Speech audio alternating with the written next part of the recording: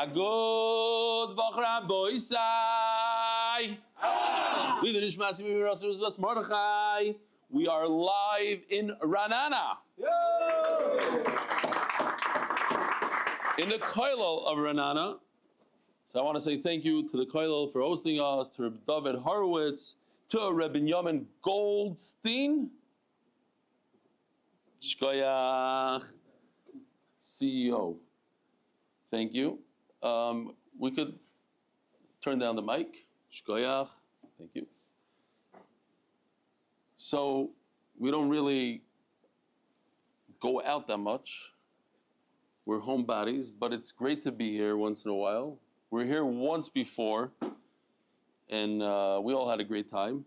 So thank you for having us. Was it Ra'anana that the missile hit? Was it here? And through the windshield of a car. Not on the top floor somewhere? I saw, no? Okay, so we're coming for good things. Bezrat Hashem. So this week we're starting Masechta Sanhedrin. How many of you here do not do Daf Yomi right now? Anybody? Who wants to admit that you're not doing Daf Yomi? Just 5 guys? 5, 6 guys. Wow. Okay. Gewaldig. I'll tell you. So if you're all doing Daf Yomi, it's great. I'm not going to convince you to do Daf. The few that are not doing it, Be'ezer Hashem, you'll do it. It's a great opportunity to tell your friends about the Daf. Tonight, and this is not an exaggeration, tonight alone, 520 people joined our share tonight for Sanhedrin on WhatsApp groups, just tonight. And that brings it to a total of like 1,100. We had 500 before Shabbos and we had over 500. So anyways, close to 1,100. By the time shir is over, it's going to be, they're coming in fast and furious right now. So the idea is to bring more people to Torah, to tell them how this is a life-changing movement, the whole Daf Yomi. And this is my message really lately. Why is Daf Yomi so powerful? Because Daf Yomi is actually about changing a habit, about using your time wisely. We do have time during the day to do the daf, most of us. And what you do is you change it and it becomes a habit. Why is it a habit? Because you do the same thing every day. And then it becomes second nature. It's like brushing your teeth, driving a car. You don't have to think, you just do it. And once you realize that you could do it and it actually enhances your life, then you realize you can do it in other areas of your life as well. And we try as hard as we can to teach people about this, to bring more people. Now, there's no better time than for brand new Masechta Sanhedrin. Although you could start any day you want, but brand new Masechta is always great. So what you do is you put it on your status. You don't even need a picture. You just say 2 words, guys, we're starting a new Masechta. You have no idea. It's delegating schusim, because we're here to serve the Rebbitzen Stefansky, and by bringing somebody else in, you double up your schusim. 1 guy. Now instead of you doing all the work, you got the guy doing for you. You bring 2 people in, it triples. That's how it works. You bring somebody in to learn Torah, you get every word of Torah that they learn, you share in the schus with them. So go ahead and get more people. I just want to share a few emails here. I thought it's very, very interesting because I got this email, and this is going to touch a nerve. And I like touching nerves. And, I'm here in Ra'anana, and a lot of you have children in the army and know people in the army. And MDY is all about achdus. And when we come to the shir, we learn, we drop all hashkafa. Everything goes out the window. We sit with people that are Hasidish and Litvish, Tziyoni and anti-Tziyoni, all in the same room. And we don't talk, we drop hashkafa out the window. So that's why I allow myself to read this email. You could giggle to yourself as much as you want, but I'm going to read it to bring out a point there. First of all, Shalom Rebelli. First of all, most importantly, thank you for the shir that obviously changed my life. It's my first time writing in, and the reason I'm writing is to share a thought that occurred to me a couple of daf ago with the story of Rabbi Yirmiyah being readmitted to Beis Medrash. It called to mind a few weeks ago when you read the emails of a Satmar Chassid. This guy, obviously, he talks with a taf, so I think he's, more of a Ranana kind of guy. The Satmar Chassid who didn't want you to mention the Chayalim during the shir, or what was going on in Eretz Yisrael in the shir, and the Chayal who thought you were moving on from these topics too lightly. To me, these Talmidim of yours display the approach that got Rabbi Yirmiyah thrown out of the Beit Medrash. They see you like Rabbi Yirmiyah's bird, as having one leg inside the 50 amot and one leg outside, demand an answer, are you with us or not? Whereas the spirit of MDY is more like the one that got Rabbi Yirmiyah back in, Can Ashkenazim Sfaradim learn the same Daf Yomi shir? Mitzdarfim. Can Chasidim and Misnagdim learn in the same Daf Yomi shir? Mitzdarfim. Can Satmars and Chayalim in the Shedach learn in the same Daf Yomi shir? Mitzdarfim. All this gives you the chizik and the knowledge that your shir is an incredible, maybe unique source of achdut and achva and Am Yisrael. Your Talmud since Baba Kama Daf Bet, Sam Gross from Givat Shmuel. Thank you, Sam. There's an interesting story that I read about a guy. This is literally fits right into this email and the parsha. This guy, I forgot his name. I wrote it down somewhere. So basically, he went to the Belzer Rav, and he said he's having a big problem with the Medina. And he wrote in his letter, he said, Hatzileni na miyad Esav. He called the Medina Esav. So the Belzer Rav said, no, it's miyad Achi. It's your brother. The next day he went to the Satmar Rav, and he wrote the same letter, and he just decided to take the Musar from the Belzer Rebbe, and he wrote, Hatzileni na miyad Achi. So the Satmar Rav said, no, it's Esav. So here in MDY, we have one piece of Achdus. There's no Esav, everybody's Achi. And we learn Torah together, and it's Geshmak. Talking about that, there's a guy in our shir, his name is Fishel. And he's going a little crazy, but it's good for us. He's offering any chayal, or anybody that works for the police, or what? Kochot HaBitachon. Even if they did Daf Yomi before, if they join our shir for Sanhedrin, and they finish it all the way to the end, all they need to do is check in every day and say, I did it. On a WhatsApp group, here it is. Do you see this? Is it on the screen? 2,000 shekel he's offering to every chayal. And it says over here, you go to mitzvahmo.com.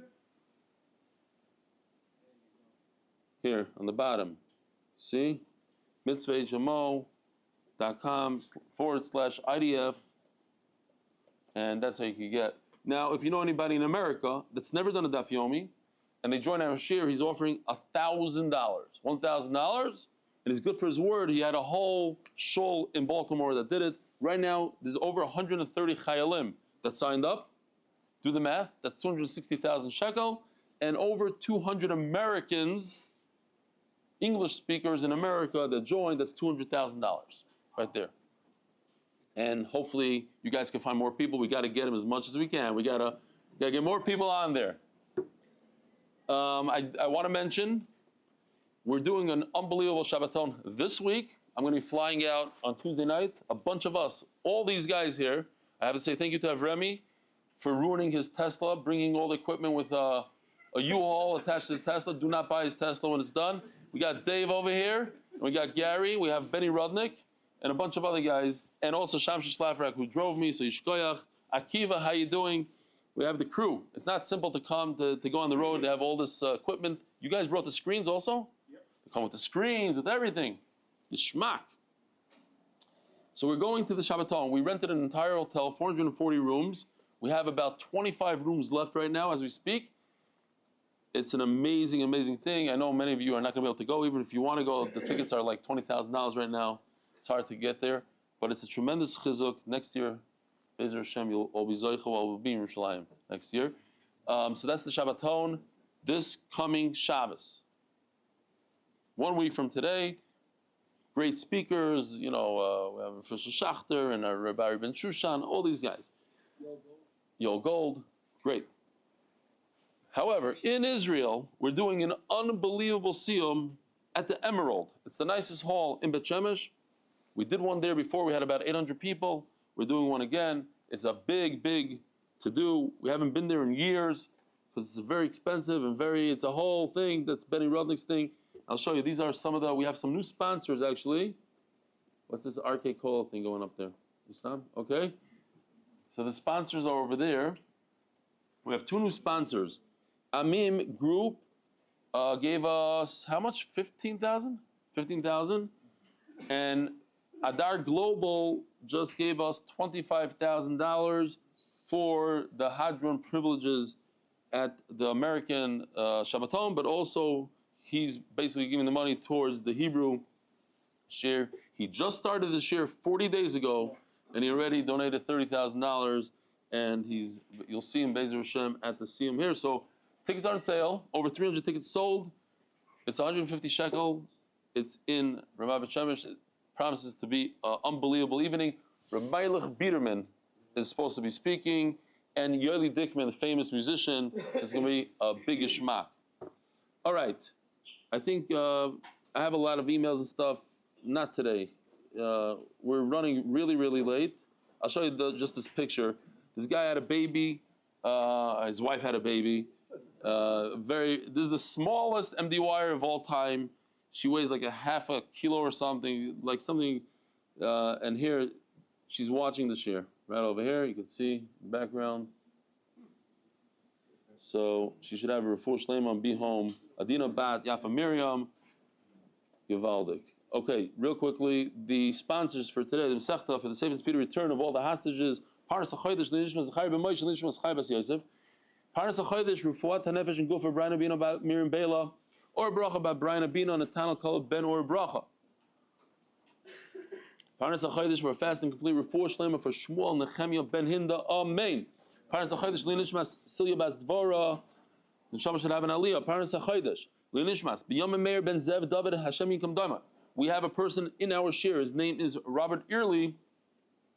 His son was killed in Gaza. He comes every single day, and it was a tremendous inspiration to everybody when he came the day after Shiva and continued with the daf. Refuah sheleyma, he's going to be at the Shabbaton with his wife, Jen, famous speaker, talks all over the world about what happened.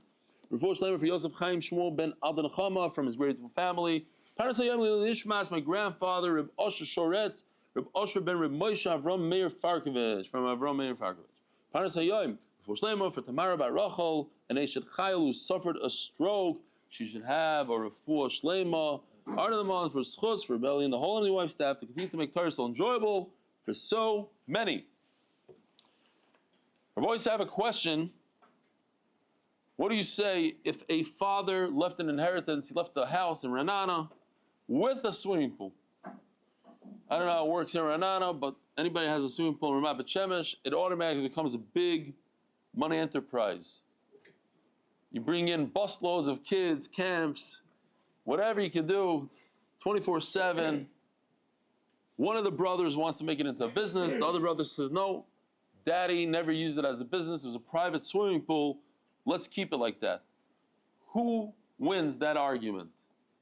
Anybody want to take a stab at it? The one who says pay nothing. Who said it's a Mishnah? Get out.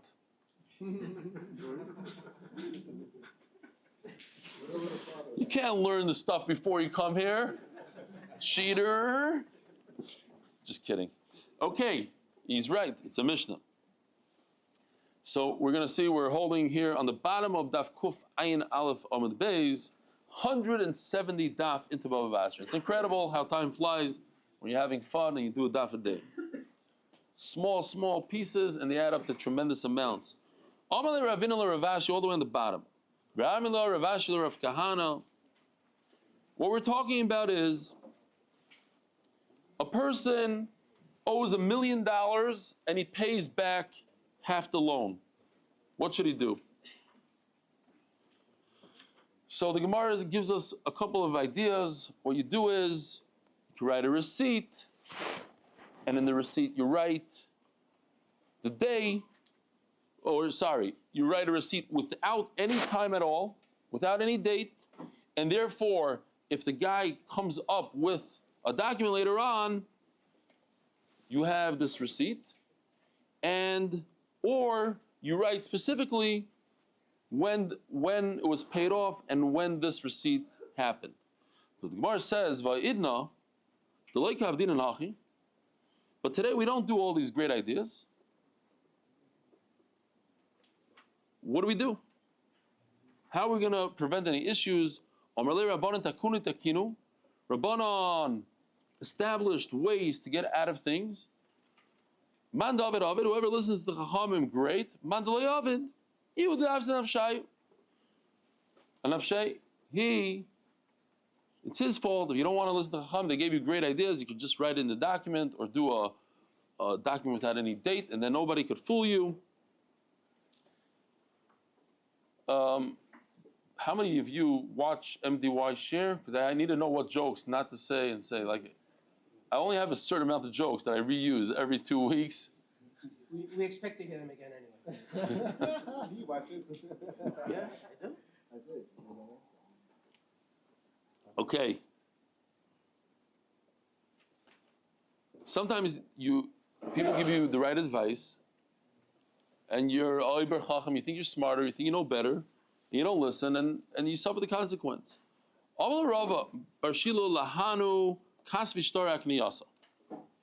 People that write regular documents, shtaras, for selling, buying, selling, or gifts, not for loans. When you write it,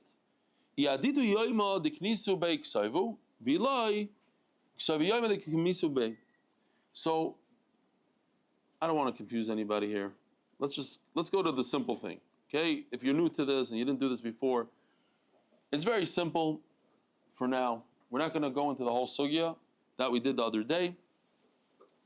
If today is Parshas Vayishlach, right now it's Parshas Vayishlach, and you're writing, let's say, a document tonight, and instead of writing today Parshas Vayishlach, you write Sukkos. You write on the shtar that it's Sukkos. Today is Sukkos.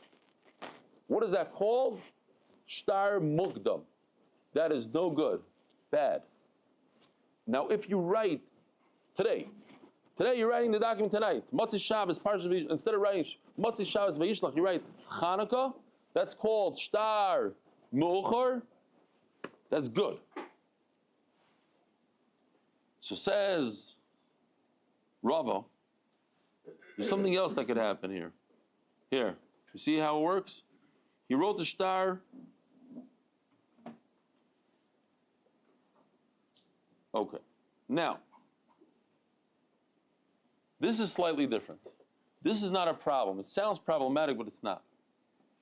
We did the deal tonight. And you tell the guy, listen, I can't write any shtar. I have a shir to go to. I'm busy. You run to the shir and then get stuck there for 30 minutes just watching the guy hooking up to the internet. And meanwhile, you don't have a shtar. Meet up with him on Hanukkah, you meet up with him. And I say, listen, we got to write a document. I gave you a lot of money. Let's make this official. Let's write a document. So on Hanukkah, you write that on Parshas Vayishlach, Motzei Shabbos, in the Kollel, I gave you $1,000. Is that okay or not okay? Why not? It's good. I'll tell you why it's good. What's the whole problem? The issue is that when you write a document and it's early, then you can rip people off. You have a document that says that you got a loan earlier than you actually received the loan, and now you can go after the properties that individual sold after that date. But in fact, there was no loan when he sold the property. The loan happened after he sold. And now the guy that gave you the loan is going to grab that property. Let's see if I have a slide here just to show you. Here. Let's do Shtar Mukdam real quickly. I don't want to scare anybody with this sugya because we're almost done.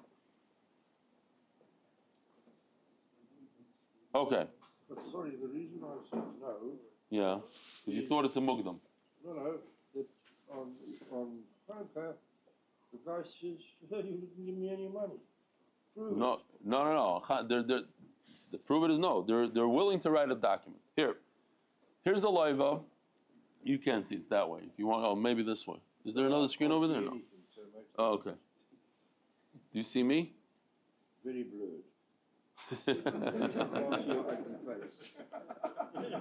Don't see your ugly face. Did you say ugly face? He doesn't see it. Great. Love it. So, yeah, so welcoming. Anyway, the shtar says that he sold this piece, that he got a loan on the first day of Shvat, but in fact, that there was a loan on Shvat, but he actually sold a piece of property on Adar.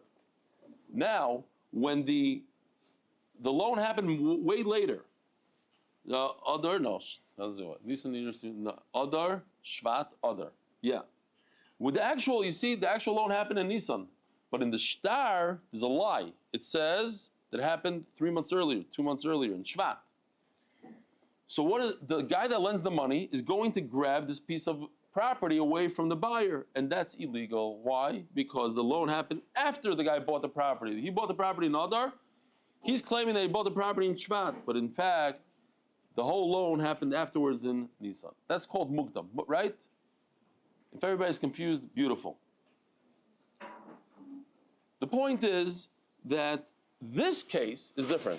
On Hanukkah, we're writing a document that says that something happened 2 weeks earlier on Parshas Vayishlach, and that's okay. Why? Because anybody that witnessed it, and the people that witnessed it, they're going to go and spread the rumor that there was a sale, that there was a gift, and now everybody knows. So even if there's no document, you don't need a document for that. There's actual sale, everybody knows about it. So it happened on Parshas Vayishlach. Later on, they just put it in writing. Great. Nothing's going to happen. That's the point. If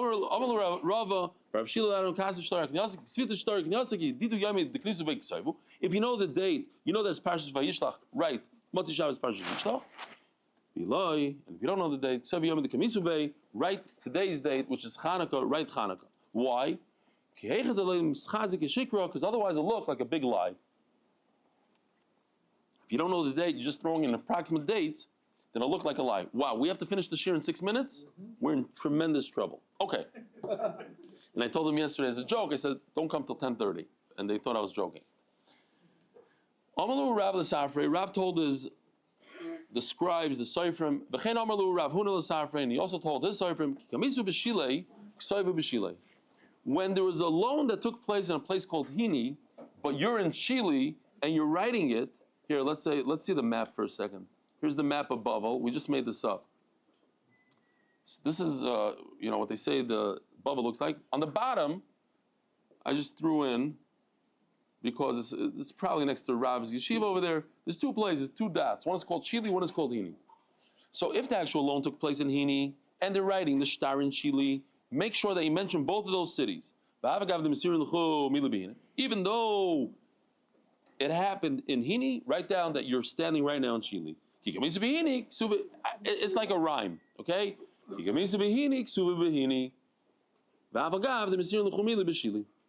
have to write Hini, you have to read Chile. In both cases, you should write both cities. If you have a shtar that says you lent so-and-so $1 million, and he goes to Bezdin and he says, I need you to do me a favor. Cut the shtar in half, rewrite it, and give me 2 $500,000 shtaras. Why? Because he knows the guy's not going to pay him a full $1 million. He's going to pay him $500,000, and he doesn't want to write a receipt. He wants everything ready, so he'll pay him back $500,000. He'll give him back 1 shtar. The guy will rip it. Like everything in life, there's advantages and disadvantages to everything. Most of you here who are in the market of buying private jets know,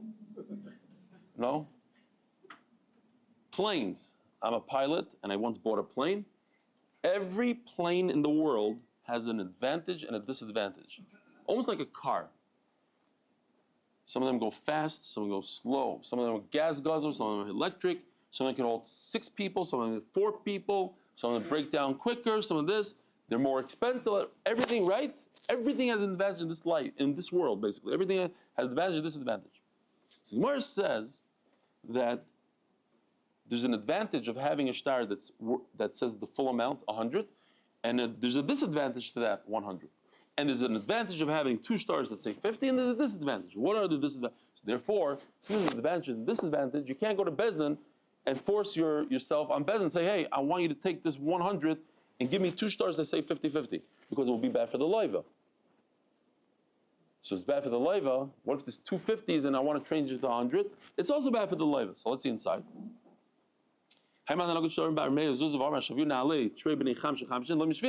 We don't allow it. My time up. After Rabbanim Milsa the Nichle, the Malva, the Nichle, the Loiva, I want to do something that's good for everybody, both for the Malva and the Loiva. Nichle the Malva, Kadesh Yachav the Paroi. So it's very interesting. There's the Rashbam on the bottom here. You don't have to look inside if you don't want. The Rashbam says that if a woman has a ksuba, let's say the husband owes the woman $100,000 in the ksuba, and she collected $10,000. When she comes to collect the $90,000, she's going to have to swear that the husband owes her another $90,000. Typically, a woman doesn't swear when she gets a ksuba. In this case, yes. Same thing, if there's a shtar that says $100,000, you owe me $100,000 and I paid 50, and then you come and say pay off the other 100, the other 50, you're going to have to swear. Swearing is a bad thing. Nobody wants to swear in a Sefer Torah. You have to hold the Sefer Torah, the whole thing. Therefore, there's a disadvantage of having a shtar that says 100, which the loiv is very happy that you have that shtar, because perhaps you'll forgive him the rest of the loan. You won't want to swear. So therefore, do not write 2 stars of 50.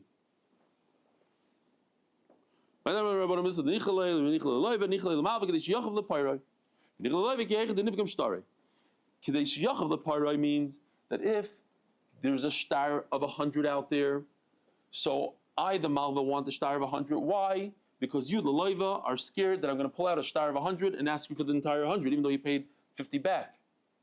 So it's good for the Malva to have 100. On the flip side, when there are 2 shtaros, then I could just tear one down, tear one up, and then the other one is a full shtar, and I don't have to swear on it. If it was 100, and I'm coming to collect 50,000 from 100, then I would have to swear, and that's not good. So now we're going to go to the flip side. If a person has 2 stars that are each one is 50, please, he asked the bezin, could you please transfer 2 50s into 100? We don't listen to him. Why? I need to do something that's good for both the malva and the loiva. Now, if there's 2 50s, now the malva doesn't have to swear. Why? Because if he had one giant shtar that says 100 and the guy paid 50, he's going to have to swear in order to collect. And it's good for the loiva because when there's 100, a full 100, it's going to force him to pay the rest. Right? We discuss this psychologically. When a person pays half his loan, he thinks he's a big tzaddik, and he gives himself some extra time now. Let's say he had to pay today. He says, you know what? I'll give myself another year because I already paid half. I'm a great guy. So when you give him when you have a whole shtar that he's afraid of, then it'll force him to pay up everything. If you have a small shtar, he won't be so scared because that's all he owes. He only owes 50. If you have 100, you might pull out the 100 and make him pay the entire thing. Reminds me, famous Maisa where a guy owed somebody $100,000 and wouldn't pay him. The guy kept on chasing him. No. Finally, the guy corners him, so he says, okay, let's sit down and let's talk about this. It's already 5 years. So they make a deal. So listen, if you forgive me $50,000, I'll pay you right away. The guy's thinking, I lost my money anyways. Let's just, okay, fine, deal. Day goes by, he doesn't pay. 2 days, 3 days, nothing. Then he sees him like a week later. He says, what happened? He says, listen, we figured it out for the 50%, we'll figure it out for the rest of it also. That's what happens here, basically. There's 2 stars, 50-50, he pays 50, now he wants, make it 100, shtick, not shtick. Okay, so says the Gemara, Omer Rabashi, now this one you're not going to believe. What would you say? Think about it. There's 100 shtar, and the guy wants to do him a favor, and instead of owing him 100, he's going to make it into 50. The story that I just told you about. Instead of 150. So he goes to Bezdin and says, I love this guy, he's my best friend, I lent him $100,000, I want to make it to $50,000. Write a new shtar for $50,000. Should Bezdin listen to him or not? What could go wrong? What could go wrong? Oh, a lot of stuff could go wrong.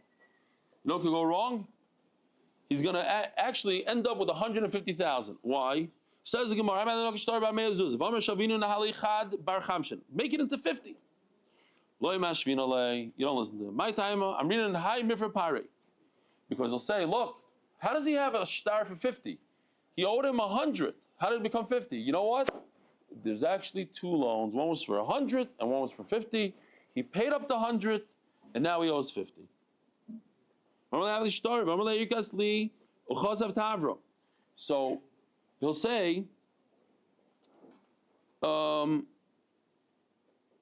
come and pay, right? He'll pay 100. He'll pay the entire first shtar. And then he's going to say, okay, give me the shtar, I want to rip it up. He says, I lost it. So okay, so what happens when you lose a shtar? You write a receipt. So he has a receipt that he paid $100,000. And then this chaverman comes with another shtar that says 50,000. He starts with 100, he got paid for the 100. And now he pulls out a 50-er and says, now you owe me another $50,000. So the guy starts screaming, but I paid you 100. He says, you're right, you paid me 100. But don't forget that I lent you twice, 150. And you only paid me 100, and here's a shtar to prove it, that you owe me another 50. That's why, even if the guy seems like a big tzaddik, and he comes to Bezdin and says, I want to forgive my friend 50,000, write me a new shtar for 50. Instead of the 100, you don't listen to him. Says the Mishnah, Shnei Yachim, Echad Ani ve'echad Asher. There's two brothers. One was very wealthy, and one was very poor. There's two brothers. There's a wealthy brother who's making a wedding.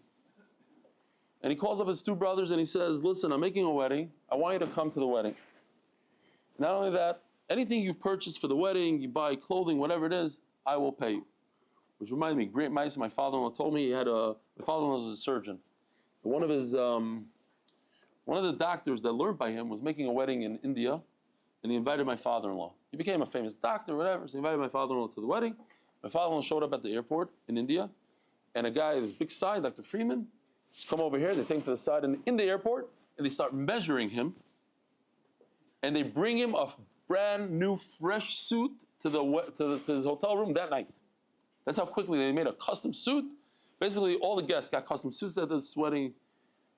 Okay, so this wealthy guy says, buy anything, any clothing you want, and I'll pay for it. So he goes out there and he buys all these designer clothing and all this thing, new belt, new fresh shoes, the whole thing, $10,000. His brother comes to him, the second brother that's also over there, and he says, listen, our brother said that he's going to pay for everything, but I don't have any money. Do me a favor, give me some money, I want to buy some clothing. So the wealthy brother has just bought $10,000 worth of clothing, he gives his brother $100. $100, says, go find something for $100. They show up at the wedding and they say, okay, now pay up. You said you're going to pay for all the clothing. Here's the bill, $10,100. So the brother tells him, you're not getting $10,000 from me. You're getting $100 for you and $100 for your brother. Why? Because I was willing to give you money if you honor the wedding. You honored yourself. Because if you were honoring the wedding, you would give much more money to the other brother. What are you giving me $100 for? We're all in this together. It's one wedding. Obviously, you care about yourself. I'm not paying you for yourself. I'm paying you for the wedding. For the wedding, it's worth $100 for you. Here's $100. We're right before Sanhedrin. Tell Rebbitzen Stefansky, I do the daf. I'm good. Here, I do the daf. No. Hashem says, but what about your friend? What about these guys in shul that sit next to you? They haven't opened up a safe in 30 years. You know what I'm talking about. You know these guys. They haven't learned a word. You know how many friends like that I have in yeshiva? They were top guys in yeshiva. 20 years they haven't. They're too busy in business. So Hashem says, it's very nice that you care about yourself. What do you care about my other sons? What about the other guys? Did you try to convince somebody else to come to learning? The voice is Sanhedrin. Don't forget, Sanhedrin is coming up in 3 days. Says the Gemara, says the Mishnah. There's two brothers. One was wealthy, one was poor. The father left them a bathhouse and a swimming pool. This is what a bathhouse in those days might have looked like. The heating system, they didn't have today, the pipes and this and the boiler. They would literally light a fire underneath the bathhouse.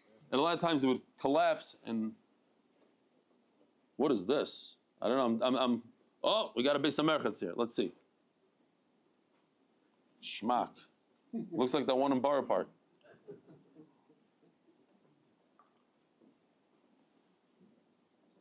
Oh, this is back in the day. But they have this place in Brooklyn. I showed it once in Sheer. The place was insane. It's on Thursday night. It's for frum people or whatever. It's crazy. Oh, look at this. The heat from underneath. Yeah, it's geschmack.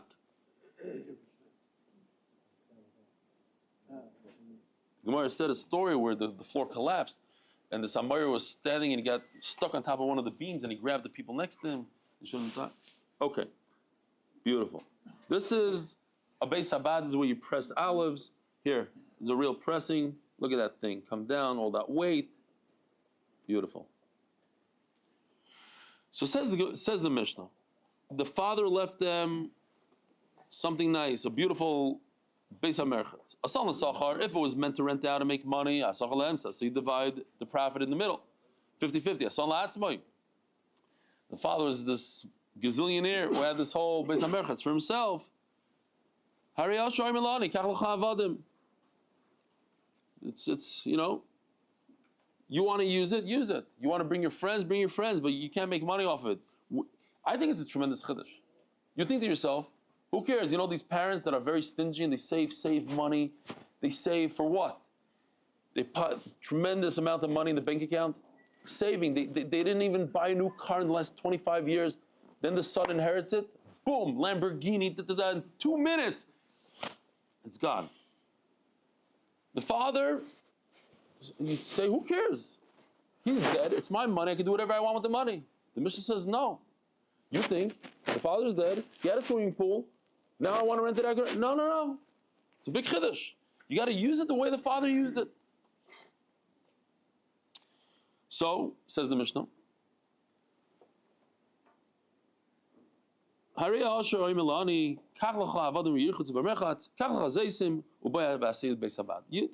could use it for yourself. You don't have olives, that's your problem. So we're going to discuss this a lot. This is a crazy story. 2 people in one city. 2 people with the same name. Because they have the same name, now they can't use the shtar against each other. Because I don't know if I'm the Yosef and Shimon that owes you, or you're the Yosef and Shimon that owes me. We got a problem. So we don't go against each other. Oh, but it's even worse than that. And you cannot come to me and say, I owe you $1 million. How do you know it's me? Maybe it's him. We have the same exact name. So the Gemara is going to explain exactly. You find in between your shtar, Shal Yosef and Shimon Perua, it says that Yosef and Shimon is already paid off. I can't collect from Yosef and Shimon. Shtar Shneim Peruim. Now I can't go after either of them. We'll explain it later. Can't say Yasu. So what's the best way to deal with this? I think this is obvious. 2 people with the same exact name. Yishalshu. They should throw their father's name in. Or like in today, we throw our family name. The grandfather's name. Yeah, thank you. The grandfather's name. Today in Israel, they put it in the Tzad. No problem at all. And if you already threw, the grandfather also has the same exact name. How's that possible?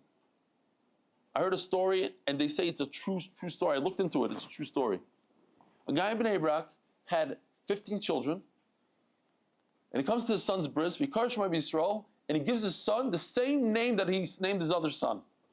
He forgot that his son had a name. So I looked into it. It's a true story.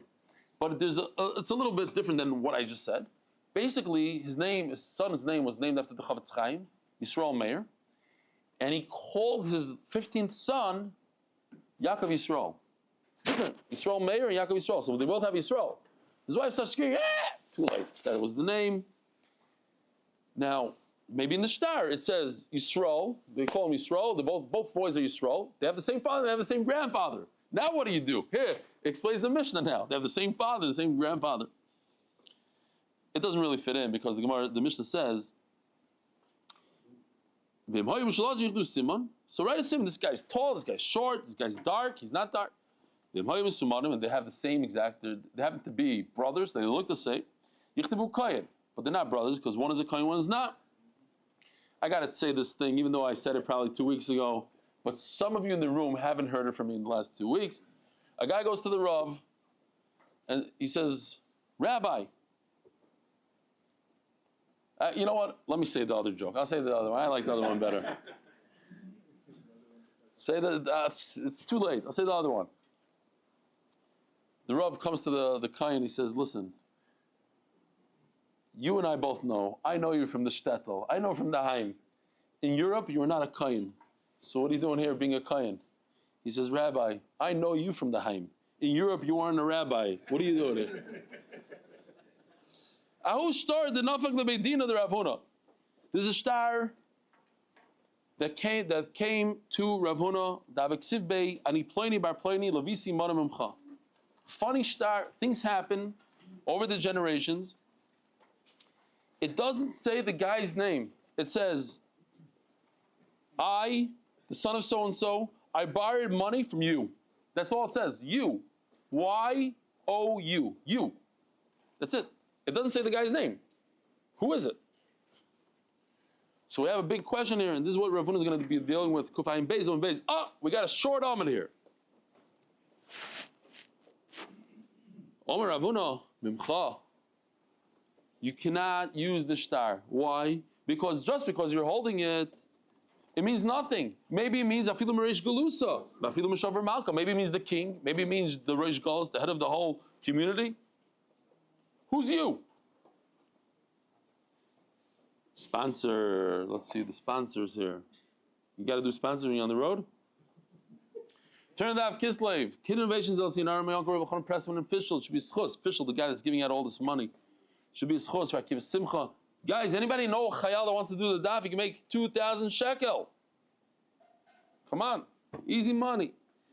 Schos for Akiva Simcha Ben Fayga Shidduch for Rivki Yudis Basef Chaya. A huge thank you to Rebbitzen Stefansky plus all the brachas.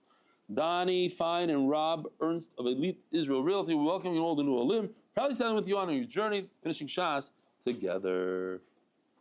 Let me just show you this. Here we got the two brothers. Yosef ben Shimon, Chaya Yosef ben Shimon, $1 million. Each one is saying it's the other guy. They look the same. They have the same simon, the same hat, the same everything. Oh. A little argument going. Okay.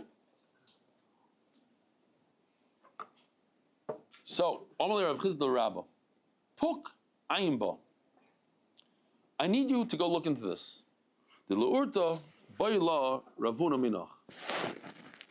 Again, I'm going to say the story. Every time I say this Gemara, I say over the story because it's a crazy story. Not a crazy one, but there's a guy in Chicago that I don't know how it works all over. I'm from Chicago. Well, I lived there for 15 years. My wife's from Chicago. They have a Parnassa building. There's a building that all the people that come from Israel, they stay there. So they shmooze within each other. And they ask each other, no, where's the kedai to go? Where, who gives money? So the guy says, I just came back from this guy. He gave me $18.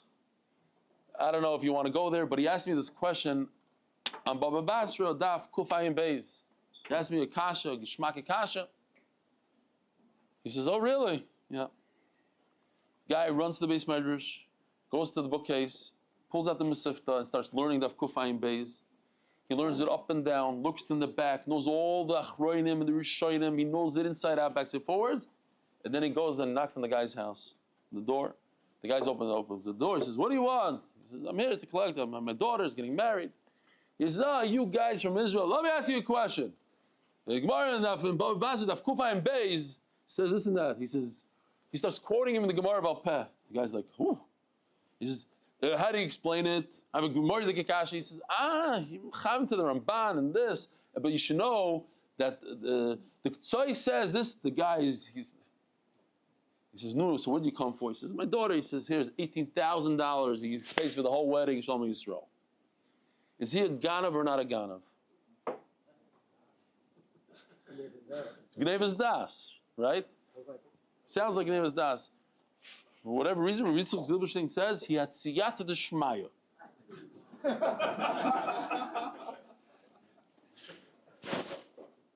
Says Rav Chisda to Rabba, I'm telling you Rav Huna has this problem. He has a shtar on him that it says, me, the son of so-and-so, borrowed money from you. Who's you? What's going on there? So, Puk Ayimba, I want you to look this up and see if you can come up with a good solution when he comes and asks you the question. The Lorta at night is going to come, the baila Rav Huna Menachem is going to ask you. So he was very lucky. He went to the Medrash, he looked it up, and he found something that could be a big help here. The Sanya Getche Shalavaidim, if there's a get that has witnesses, now a get that doesn't have a date is not a good get. You can't use it. But let's say somebody used it by mistake, but the evidence, okay, the kids won't be mamzerim, but it's not a good get.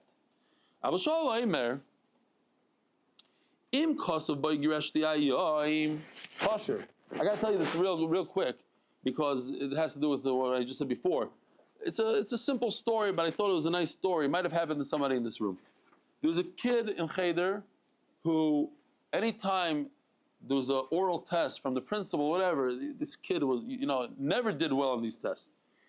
And this kid, there was 2 lines of the sugya that he knew. It was on a whole daf Gemara. He didn't know anything. 2 lines, and he's davening to Hashem that the principal, when he asked the kids, he should ask him this question on those 2 lines. The problem is that the kid sat in the back of the room, and the test starts from the beginning of the daf. So he goes, that's here, another question, another. By the time he gets to the kid, it's already at the end of the daf on Amud Beis. The kid only knew 2 lines from the beginning of the daf on Amud Aleph. So he davened to Hashem, he davened, what he's going to do. I don't know if you ever had that feeling, that seeing you don't know anything. We had a guy, he became a big part of MDY. His name is Benjamin Schwartz. He said this mice all the time. He didn't care. He came, he told us the story, and he said it a few times. I said it 100 times. I'll tell it to you just in case you didn't hear the story.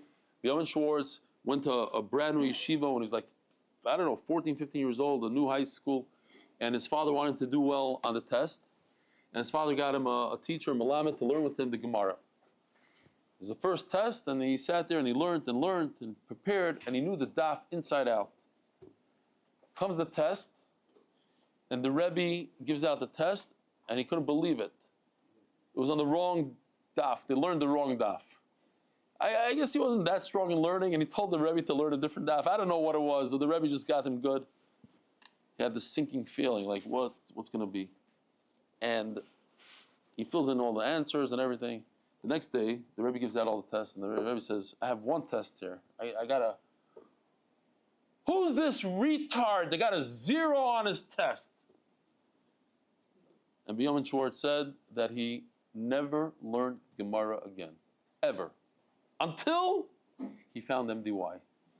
And now he's a huge part of MDY. For, I think it was almost 30 years, he hasn't opened up a sefer. He had such trauma from that story, he didn't open up sefer. But now, maybe he's with the share 4 or 5 years already.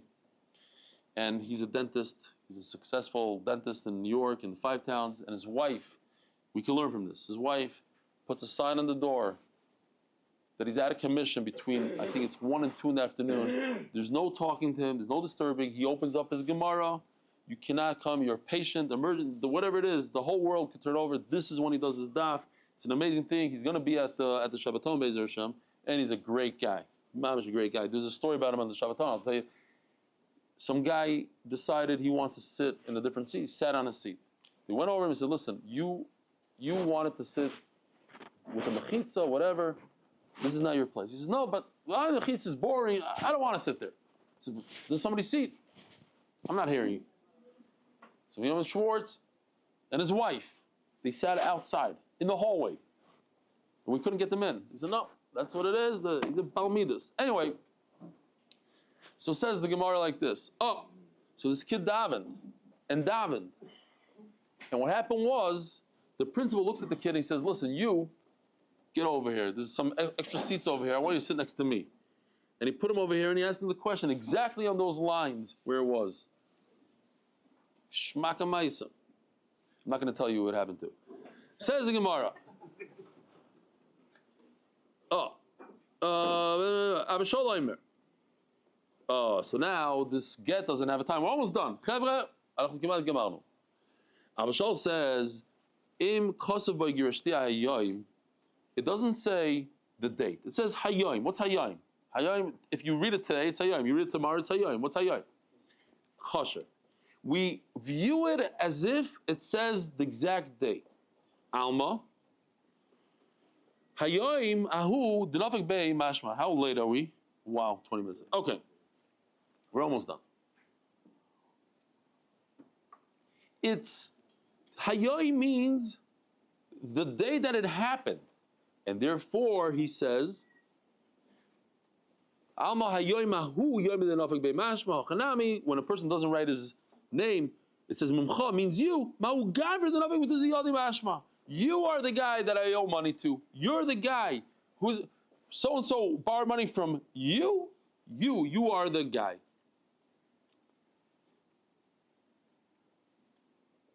There's a guy came to a Rav and he said, I'm having issues. This is too overwhelming. All the 613 commandments and everything. It's all day long. It's everything. So the Rav said, well, I'll tell you a vart. It says, Asher anoichi mitzavcha hayoim. So there's a medrash that says that you should focus on you. Hashem is looking at you. Asher anoichi mitzavcha hayoim. Today, and the mitzvah, the daf gemara that you're learning. That one thing that you're, that's what you should focus on. That's it. Don't think about anything else. When you do it, so he comes home and then he starts like, his wife says, well, you're fleishik. What are you doing? He says, I kept tefillin today. I'm focusing on one thing. The rabbi said I should focus on one thing. I'm focusing on tefillin. So she says, what do you, come to the rabbi. So the rabbi says, no, shaita. I said, when you're doing that mitzvah of tefillin, just focus on tefillin, don't think about anything else. I didn't say you should only do one mitzvah and that's it. But it's a tremendous insight that we have to understand that Hashem created us. We have to focus. It's as if we are the only ones. Us and Hashem. Anoichi mitzavcha. It doesn't say mitzavchem. I commanded all of Klal Yisrael. Mitzavcha. You. I commanded you. I'm speaking to you. And you should be focused as if I commanded only you. And I'm dealing with what I'm dealing right now. This mitzvah right now and nothing else. Me, today, this mitzvah. Hayoy. Says the Gemara. No, there's a crazy, you can look it up. There's a religion called Thursdayism. So, you ever heard of this? They believe that the world was created last Thursday. Last Thursday. So now you go and you tell the guy, it's a cult. It's the Thursdayism, look it up. You tell him, but wait a minute. I know you're ready for 2 weeks. No, that's your mistake. You only know me since Thursday, but we were born as if you know me from before Thursday. We have grown kids. Shaita. We are here. I got married yesterday. I just have kids that are already adults, and my wife is already an adult. The world was created on Thursday. Go argue with him.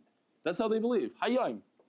Every day is today. That's what the Gemara says here. It says Hayayim, it's like today. It doesn't say what day, it's today. Alma. Oh. Alma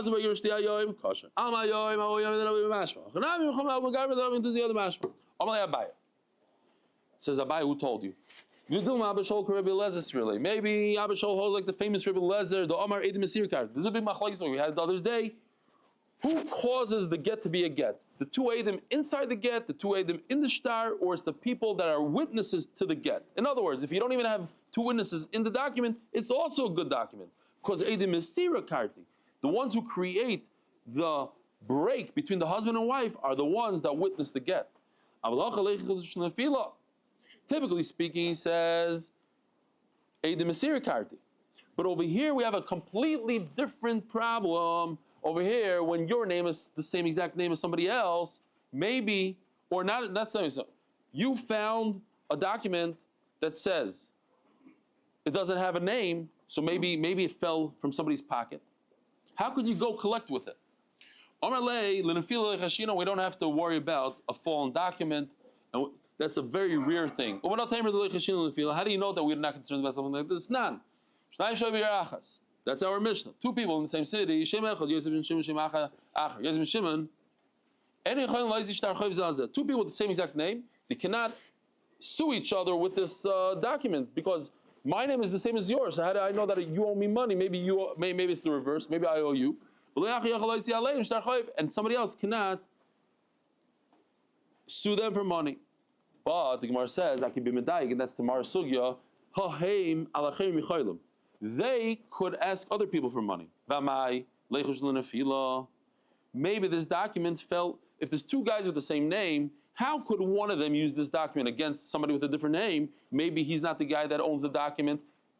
Think about the answer. Rabbi Yosef, you hear the question? If two guys have the same exact name, Yosef ben Shimon ben Yaakov. My name is Yosef ben Shimon ben Yaakov. I go to you and I say, you owe me $1 million here. So you can tell me, how do I know I owe you? Maybe it fell out of another guy that his name is Yosef ben Yaakov ben Shimon, and it fell on the floor and you found it. What's the answer to that question? Huh?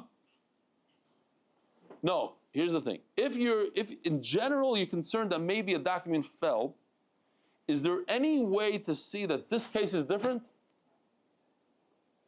The answer is yes. The probability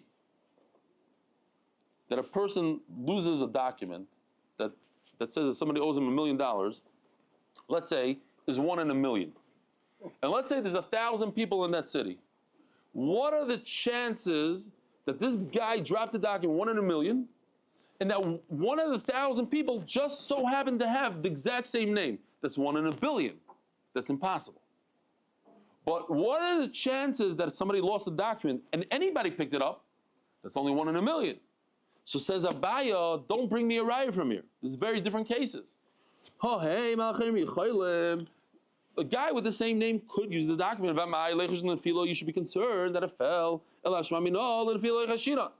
You see that I'm not concerned that it fell. Says Abaya, no. Abaya, just the fact that it fell from one person, great. In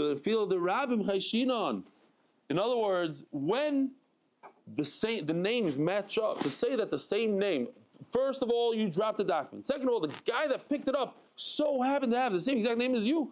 That's 1 in, if it's only 1,000 people in the city, it's 1 in a billion. If there's, and it just, I went to Panovich for math, so you guys do your own math. But the fact that a star might have fallen and somebody picked it up, that's possible. That I could accept. Rabbi Sai, have a wonderful week. Thank you for having me. A good Dava.